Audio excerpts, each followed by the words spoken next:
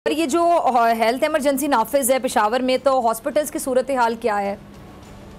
देखें जी, जब भी अमूमन ऐसा वाकया होता है तो हम हॉस्पिटल में इमरजेंसी डिक्लेयर कर देते हैं।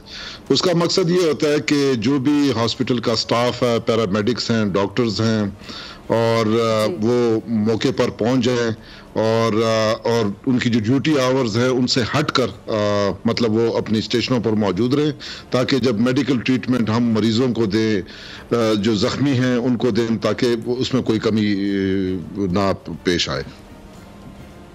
ठीक है जी। अब से कुछ देर पहले जो खबर आई थी रियाज साहब के तालिबान ने जिम्मेदारी इसकी कबूल कर ली, उस हवाले से भी जरा नाजरीन को आगाह कीजिएगा।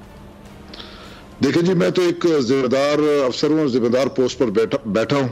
इसका मैं आपको इस वक्त इस चीज़ के बारे में मैं कुछ मतलब कहने से कासिर रहूँगा या आपको कोई वेरिफिकेशन नहीं दे सकूँगा कि वाकई जो उनकी तरफ से स्टेटमेंट आई है वो ठीक है या ठीक नहीं है। ये तो जब हम इन्वेस्टिगेशन करेंगे, इंटरोगेशन करेंगे, चीज़ें अनफोल्ड होंगी, तभी हमें पता चलेगा कि इसके पीछे किसका आता। ठीक है जी। बैरिस्टर सैफ साहब भी हमारे साथ मौजूद है, आप भी हमारे साथ मौजूद रहिएगा। रियाज साहब, बैरिस्टर साहब बहुत शुक्रिया ज्वाइन करने के लिए। कमिश्नर पेशावर भी हमारे साथ मौजूद है। बैरिस्टर साहब, ये केपी के असम्बली की तहलील से पहले इस किस्म के थ्रेट थे, तो क्या इतलात थी आपकी सूबाई हुकूमत के पास? इस हवाले से कोई इतलात थी? देखिए, थ्रेट्स तो खैर होती हैं और वहाँ पे तो वाकयात भी हो रहे थे दहशतगर्दी के। वजीरिस्तान में भी आपको पता है वाकयात तवातर के साथ हो रहे थे। तो यकीनन तालिबान तो अगर देखा जाए तो उनकी तरफ से मुख्तलिफ हमलों की जिम्मेदारियां भी कबूल की जा रही हैं और कुछ की वो तरदीद कर रहे हैं। तो ये थ्रेट तो था अब, लेकिन सबसे बड़ा जो इसमें एक मैं समझता हूँ नुक्ता जो काबिल गौर है वो ये है कि ये जहाँ पर आज वाक़या हुआ है ये बहुत ही ज़्यादा सिक्योरिटी के लिहाज से सिक्योर एरिया था, रेड जोन में आता था, और यहाँ तक कोई कुछ धमाका करने वाला पहुंचा कैसे, इस पर यकीनन जब इंतजामिया तफ्तीश करेगी तो ये चीजें सामने आएंगी। लेकिन ओवरऑल तो वहाँ पर एक किस्म की सिचुएशन यकीनन है, और इस सिलसिले में मैं समझता हूँ कि हुकूमत ने एहतियाती तदाबीर भी यकीनन उठाई हैं, की हैं, और एक मजबूत निज़ाम है। लेकिन फिर भी इस किस्म के वाकयात का तदारक जो है वो 100% तो नहीं हो सकता। हर मतलब अगर आप बाकी सिस्टम्स को भी देख लें तो खासे तरक्की याफ्ता ममालिक में भी जो दहशतगर्दी के लिए खास तौर पर मशहूर हैं, वहाँ पर भी, इसराइल की मैं बात करूँगा, वहाँ पर भी ऐसे वाकयात हो ही जाते हैं, स्लिप वगैरह हो जाते हैं। लेकिन बार सूरत ओवरऑल पूरे सिस्टम को देखना पड़ेगा। और ये जो दहशतगर्दी का इशू है, देखें इसको एक वाकयाती तनाजुर में नहीं देखना चाहिए। मेरा अपना ज़ाती ख्याल ये है कि इसको हमें कौमी तनाजुर में, बल्कि खित्ते की जो अमूमन सूरत हाल है उसमें देखना चाहिए। ये जो मुहर्रिकात हैं दहशतगर्दी के, उनको एड्रेस करने की जरूरत है, और उसका बोझ सिर्फ सूबे पे या उसकी सूबे की हुकूमत पे डालने की बजाय ओवरऑल वफाक पाकिस्तान को इस सिलसिले में एक अमली इक़दाम उठाने चाहिए। अफगानिस्तान के साथ भी इस मसले को उठाना चाहिए, क्योंकि इसकी जड़ें जो हैं वो वहीं पे मिलती हैं। ये जो ग्रुप हैं ये वहीं से ऑपरेट करें, इनकी लीडरशिप वहाँ पे है। तो मेरे ख्याल में इसको एक बड़े तनाजुर में देखने की जरूरत है।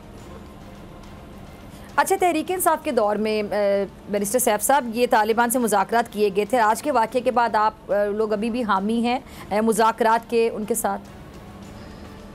देखिए, तहरीक इंसाफ के दौर में यकीनन अफगानिस्तान में जो तब्दीली आई और अमरीकी फ़ौज का इनखला हुआ, उसके बाद अफगान तालिबान की तरफ से हुकूमत पाकिस्तान को ये कहा गया था कि आप TTP के साथ मुज़ाकरात के लिए हम आपकी सालसी करने को तैयार हैं और आप आएँ और इस मौके से फ़ायदा उठाएँ। और मेरे ख्याल में ये बिल्कुल एक प्रूडेंट फैसला था कि ठीक है, अगर मुज़ाकरात की सालिसी और फैसिलिटेशन एक तीसरा फरीक कर रहा है तो उनके साथ बैठना चाहिए, और उस वक्त मुज़ाकरात हुए। लेकिन बदकिस्मती से बाद में एक तो वो मुज़ाकरात का तसलसल जारी ना रह सका, और दूसरा हमारी मुल्क में हर चीज़ को क्योंकि पोलिटिसाइज करके पॉइंट स्कोरिंग की जाती है, तो हमारी जो अपोजिशन जमातें थी, खास तौर पर जो इस वक्त मरकज में भी हैं और सूबे में भी जो बहुत एक्टिवली बयानबाजी में की सियासत करती हैं, तो इन्होंने उन मुज़ाकरात को मुतनाज़ बनाने की भरपूर कोशिश की।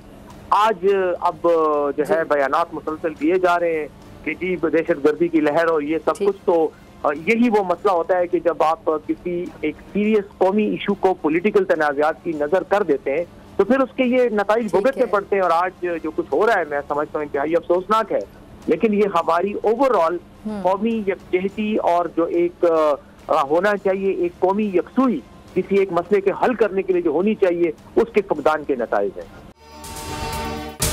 अगर आपको ये वीडियो पसंद आई तो सब्सक्राइब करें और बेल आइकन पर क्लिक करें। 2022 बहुत सारे तोहफे भी देखे गया पाकिस्तान की आवाम को। पाकिस्तान की आवाम को एक तोहफा ये दिया कि आवाम को पता चल गया कि पाकिस्तान का मीडिया क्या है। साल 2022 में सबसे ज्यादा देखे जाने वाला चैनल बोल न्यूज रहा नंबर 1। हमने बहुत सारे शोज और ट्रांसमिशंस की, पूरा साल मुसलसल जदोजहद में निकल गया कि ये वोट ऑफ कॉन्फिडेंस के पीछे कौन लोग थे। तोड़े रेटिंग के सभी रिकॉर्ड। सोशल मीडिया पर भी सबसे ज्यादा तेजी से 2.4 बिलियन व्यूज का संगे मील अबूर किया। एंकर्स को भी आवाम में सबसे ज्यादा मकबूलियत मिली और सोशल मीडिया पर भी बोल रहा सब पर भारी। सब्सक्राइब करें और बेल दबाएं ताकि कोई खबर रह न जाए।